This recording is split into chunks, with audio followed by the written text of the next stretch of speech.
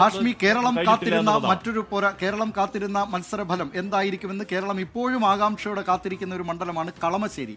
കളമശ്ശേരിയിൽ P Rajeev ഇടതുമുന്നണി സ്ഥാനാർത്ഥിയായി മന്ത്രി പി രാജീവ് മത്സരിച്ച ആ മണ്ഡലത്തിൽ അബ്ദുൽ ഗഫൂറാണ് അവിടെ UDF സ്ഥാനാർത്ഥിയായി മത്സരിക്കുന്നത്. ആ മണ്ഡലത്തിൽ പക്ഷേ ഇപ്പോഴും സി വോട്ടറിനെ സംബന്ധിച്ച് പ്രവചനാതീതമാണ് ആ മണ്ഡലത്തിലെ കാര്യം. ബലാബലം, രണ്ട് മുന്നണികളും ബലാബലം എന്ന നിലയിലാണ് അവിടുത്തെ സി വോട്ടർ. കളമശ്ശേരിയിലെ തെരഞ്ഞെടുപ്പ് ഫലത്തിൽ അങ്ങനെ ചില കൗതുകങ്ങൾ കൂടി ഉണ്ടാവും. ഇപ്പോൾ കഴിഞ്ഞ തവണ 2021 മന്ത്രിമാരായിരുന്നതിൽ ആകെ പരാജയപ്പെടുന്നത് മേഴ്സിക്കുട്ടിയമ്മ മാത്രമാണ്, കുണ്ടറയിൽ മാത്രമാണ്. പക്ഷെ നോക്കൂ, ഇപ്പോൾ ഈ എക്സിറ്റ് പോളുകളിൽ തന്നെ തൃത്താലയടക്കം കളമശ്ശേരിയിൽ ടൈറ്റ് ഫൈറ്റ് പറയുന്നുണ്ട്. പിന്നീട് നേരത്തെ മന്ത്രിയായിരുന്നതാണ്. ഞാൻ ഈ മന്ത്രിസഭയിൽ മാത്രം ഇത് ആരൊക്കെയാണ് നോക്കൂ. ഇപ്പോൾ MP രാജേഷ്, പി രാജീവിനെ പോലുള്ള ആളുകൾ എന്ന് പറയുമ്പോൾ ഒരുപക്ഷെ പ്രതിപക്ഷത്താണെങ്കിൽ നേതൃസ്ഥാനത്തേക്ക് പരിഗണിക്കപ്പെടാൻ യോഗ്യതയുള്ള ആളുകളാണ്. അടുത്ത തലമുറയാണ്. അപ്പോൾ അവർ പോലും തോൽക്കുന്നു. ഇവിടെ സംഭവിച്ചത് കഴിഞ്ഞ തവണ അബ്ദുൽ ഗഫൂർ സ്ഥാനാർത്ഥിയെ വരുമ്പോൾ ലീഗിനകത്ത് തന്നെ അവിടെ കൊടിയ കലാപം ഉണ്ടായിരുന്നു. കാര്യം ഈ ഇബ്രാഹിം കുഞ്ഞിന്റെ മകനെ മക്കൾ വാശി എന്നൊക്കെ വലിയ പ്രശ്നം കൂടെ ഉണ്ടായി. ഇക്കുറി ആ പ്രശ്നം ലീഗിനകത്ത് പൂർണ്ണമായി പരിഹരിച്ചു എന്ന് മാത്രമല്ല UDF ഒറ്റക്കെട്ടായി അവിടെ വർക്കിന് ഇറങ്ങി. മാത്രമല്ല പക്ഷേ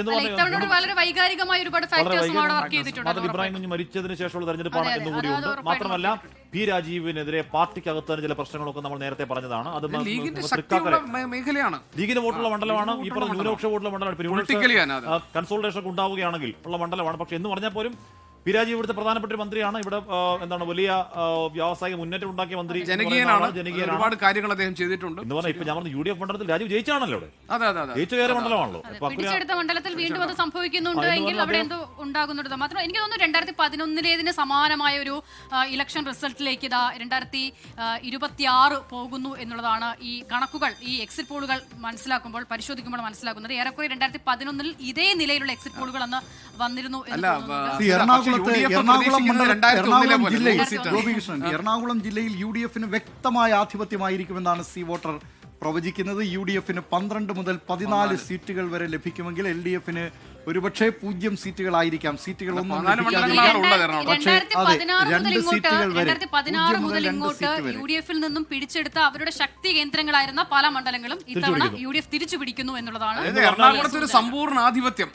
കേരളത്തിന്റെ സ്വഭാവം, കേരളത്തിന്റെ രാഷ്ട്രീയ സ്വഭാവം മാറി മാറി പരീക്ഷിക്കലാണ്. നേരത്തെ 2016 അതിന് മാറ്റം സംഭവിച്ചു. അതിന് കാരണം എന്ന് പറഞ്ഞാൽ അക്കാലം വല്ലാത്തൊരു കാലമായിരുന്നു. പ്രളയം, കോവിഡ്, മഹാമാരി. 2021 മഹാമാരികൾ കേരളം അങ്ങനെ സങ്കടപ്പെട്ട് നിൽക്കുന്ന ഒരു സമയം. ആ സമയത്തുണ്ടായ ഒരു പ്രത്യേക പ്രതിഭാസം മാത്രമാണ്. അതല്ലാതെ കേരളത്തിന്റെ അടിസ്ഥാന രാഷ്ട്രീയ സ്വഭാവത്തിന് മാറ്റം ഉണ്ടായിട്ടില്ല എന്നാണ് ഈ സർവേ ഫലങ്ങൾ ശരിയാണെങ്കിൽ. സർവേ ഫലങ്ങൾ പൊളിഞ്ഞ ഒരു ഡസൻ ചരിത്രം ഞാൻ ഇപ്പോൾ വേണേൽ പറയാം. അങ്ങനെ പൊളിഞ്ഞ ചരിത്രമൊക്കെ ഉണ്ട്. പക്ഷേ ഈ ശരിയാണെങ്കിൽ അതാണ്. പിന്നെ ആത്യന്തികമായി മെയ് 4 ജനം പറയട്ടെ.